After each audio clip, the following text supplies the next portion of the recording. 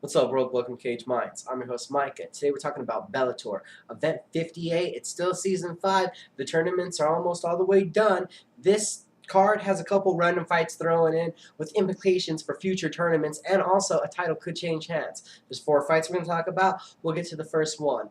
A battle at 115 pounds between two ladies. It's going to be Jessica Aguilar, who's 11-4, taking on Lisa Ellis Ward, who's 14-6. Both of these ladies took part in the first Bellator 115-pound women's tournament. That being said, Jessica Aguilar in that tournament was robbed, should have advanced to the finals with her fight from Zoila Frosto. The judges had it all over the place, completely off the board. I felt she won it, in my opinion.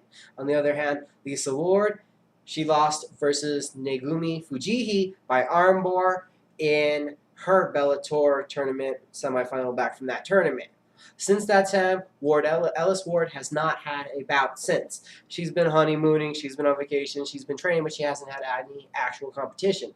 Just like Aguilar, 2-0 since her loss in the tournament on a Bellator feature fight. She's looked good, she's improved her boxing. They're both grapplers. They both want to get this bout to the ground.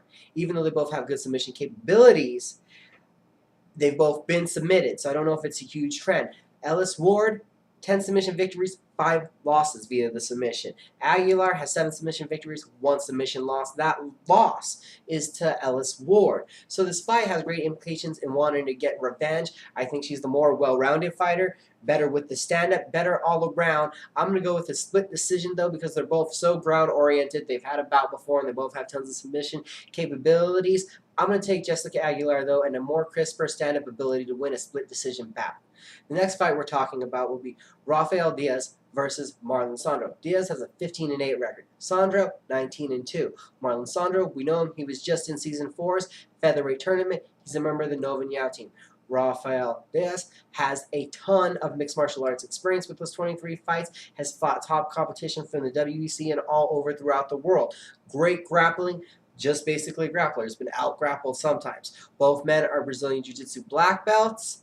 If Sandro doesn't get taken to the ground and doesn't get controlled, which has happened 2 times in his career previously, Michihiro Omagawa and Hatsu Koyoki. Outside of those times, Sandro has used his kickboxing and his Brazilian Jiu-Jitsu defensively, beautifully, and is a tremendous striker. I'm going to take Sandro to outstrike, control the bout, and win a 30-27 unanimous decision victory.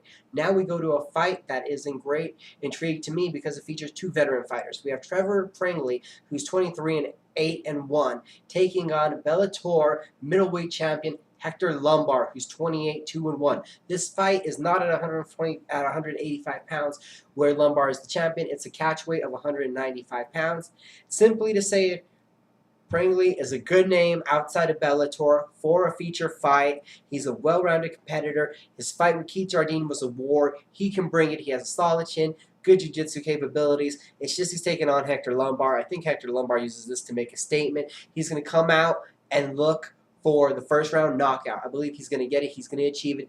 He's a little Tyson kind of boxer without the attitude, with all the bad stuff. Short reach, explosive punches.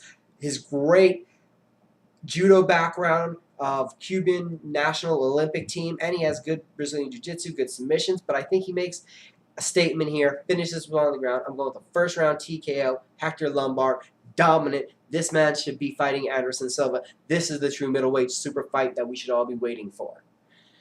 Said a lot about that co-main event. Now we go to the main event. It's a lightweight title fight for Bellator. The challenger, Michael Chandler, 8-0, a college wrestler, is going to take on Eddie Alvarez, 22-2, a top 5 ranked fighter by Sherdog, by Mixed Martial Arts Weekly. He is the best ranked lightweight Bellator has, and he's a top 10 in the world. He's another guy that you'd almost say should be on a bigger platform, but he's very stable at where he is, and I think he's just going to be more well-rounded everywhere. His wrestling is the only thing that Chandler has on him. Chandler, a Division I All-American wrestler. If he is able to achieve takedowns, hold down Alvarez for 3 rounds, he wins this fight. He could win it, but I don't think it'll even come close to that. I think Alvarez is going to pummel him, beat him, make him look bad, show his foot speed, use combinations and punches to get Chandler off and away from him.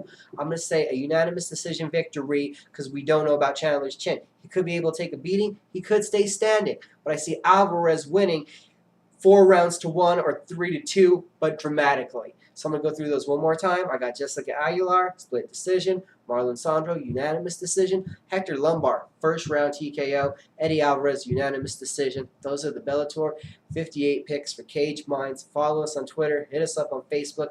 Like the video. Subscribe to the videos. Anything, we'll have a conversation. Let me know what you think. And just remember, everyone, uncage the warrior within yourself. Have a good day.